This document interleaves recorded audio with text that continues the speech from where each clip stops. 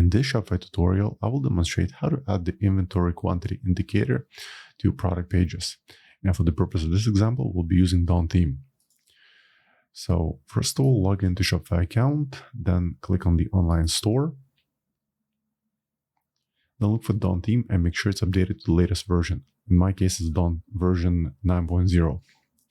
Then select Customize. And in the editor, right at the top in drop-down section, select Products. Then click on the default product. Then on the left, look for Product Information section, and then click Add Block. Right here, select Inventory Status. And as you can see, it populates right at the bottom. So let's drag it all the way to the top, maybe gonna leave it under the title, just like this. And then let's click Save.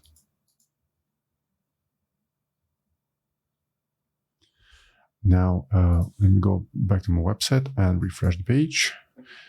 And as you can see, here's the indicator. And even if you have a product with multiple variants, you can click on different variants and it's going to show you this how much stock is left.